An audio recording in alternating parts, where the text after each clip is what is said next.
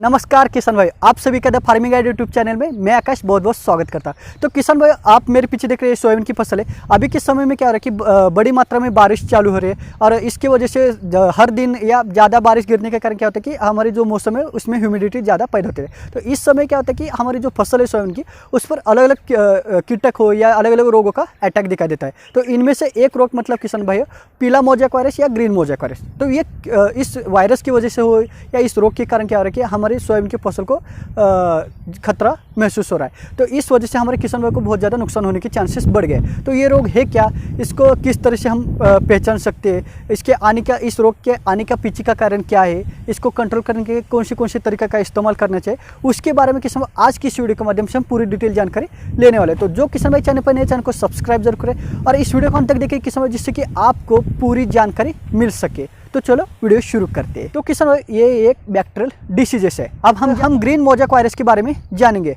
तो green mosaic virus का attack जब हमारी फसल पर होता है तो उससे जो रोगग्रस्त जो पौधे होते हैं उसकी जो लंबाई है वो बहुत ही कम होती है। तो वो पौधे दिखने में छोटे दिखाई देते हैं। उसी के साथ साथ उसकी पत्तियों की साइज भी कम होती है। अब जब इसका अटैक होता है तो उन पत्तियों पर क्या होता है कि हमें व्हाइट कलर की जो व्हाइट लाइनिंग की स्कॉर्चिंग दिखाई देते हैं, सफ़ेद सफ़ेद के। तो जो लाइनिंग की तरह उस पर स्कॉर्चिंग दिखाई देते। तो इस तरह के ये पौधे दिखाई देते। उसी के साथ साथ किसान भाई, जब इसका अटैक होता है तो जो रोगग्रस्त जो पौधे होते हैं उनको जो फलियाँ लगे होते हैं, उन फलियों में जो दाने होते हैं उसकी संख्या भी कम होती है और उसकी साइज भी कम होती है। तो इससे क्या होता है कि जो बीजों की जो क्वालिटी होनी चाहिए वो क्वालिटी पूरी तरह से खराब होती है। अब इसके अटैक की वजह से जो होता है कि बीजों की जो कलर होता है, जो सफ़ेद कलर होता है वो चेंज होकर, या जो सफ़ेद नॉर्मल पीला कलर होता है तो वो चेंज होकर क्या होता है कि पूरा काला पड़ जाता है। तो ये इसके वजह से होने वाले नुकसान है, या इसको हम इस तरह से पहचान सकते हैं। तो इसके अटैक होने के पीछे का कारण मतलब किसान भाई, जो हमारे सकिंग पेस्ट कीटक होते हैं, जो रस चूषक जो कीटक होते हैं, उनके अटैक से क्या होता है कि इसके रोग फैलने में ज़्यादा मदद होती है।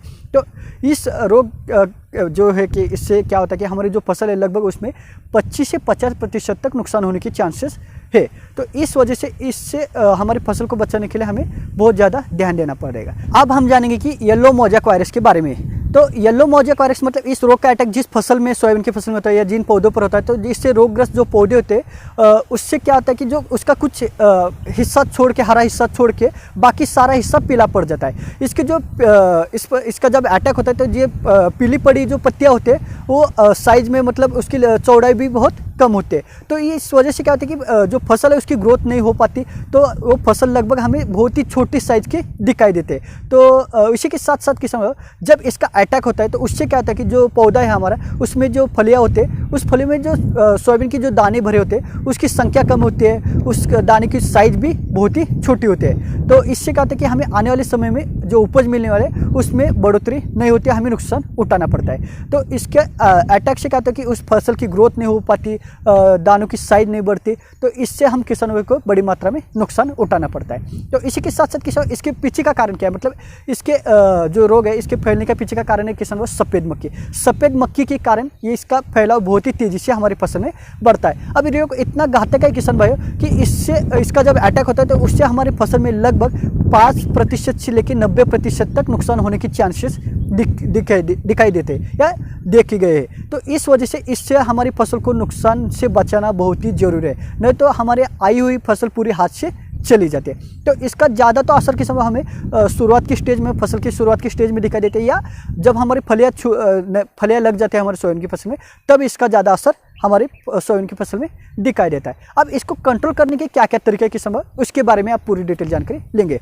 तो इसको कंट्रोल करने के लिए जब हमारी फसल में इसकी तरह के रोगों के लक्षण दिखाई देंगे किस समय, तब हमें क्या करना है कि जो येलो स्टिकी ट्रैप होते हैं, जो आप स्क्रीन पर देख रहे हैं, जो ब्लू और येलो कार्ड होते हैं, उसको क्या करना है, हमारे खेत में लगा देना है। लगभग 1 एकड़ में किस समय आपको 50 से 60 पैड जो होते हैं उसको लगा देना है। दूसरी बात किस समय, जिस खेत में, जिस फसल में हमारे सोयाबीन की फसल में इसका अटैक दिखाई देता है, उसमें हम क्या करना है कि नाइट्रोजन वाली जो खाद होते हैं उसका ज़्यादा इस्तेमाल नहीं करना है, कम से कम इस्तेमाल करने की कोशिश करेंगे। उसी के साथ हमें क्या करना है कि हमारे खेत में ज़्यादा खरपतवार ना उग पाए उसकी ध्यान देना है, या खरपतवार को जल्द से जल्द हमें ख़त्म कर देना है। इन बातों पर हमें ध्यान देना है। तो किस समय जब हमारी फसल पर अटैक होता है तो हमें क्या करना है कि जिन खेत में हमारी सोयाबीन फसल पर इसका अटैक दिखाया गया, तो अगले साल क्या करना है कि उसमें हमें वही सोयाबीन की फसल की बुआई नहीं करनी, उसे चेंज करके क्या करना है कि किसी और फसल की बुआई करनी। इससे क्या होगा कि उसकी जो लाइफ साइकिल चेंज हो जाएगी। या हमें जो बीजों का हर साल बीजों का बदलाव या किस्मों की वैरायटी का चुनाव जो होता है बदलाव करके रहता है, एक ही तरह के बीजों का चुनाव नहीं करना है। तो ये हो गए किस्म हमें कंट्रोल करने के तरीके को कंट्रोल करने का और एक तरीका है किस्मों की, जिससे अब हम शुरुआत की स्टेज पर जब इसका अटैक दिखाई देगा तो हमें क्या करना है कि इसकी जो रोगग्रस्त जो पौधे हैं उसको हमें उखाड़ के दूर जाके कहीं तो फेंक देना है या गड्ढा खोद के उसमें पूरी तरह से गाड़ देना है। तो इस तरीके से हम इसको कंट्रोल कर सकते हैं।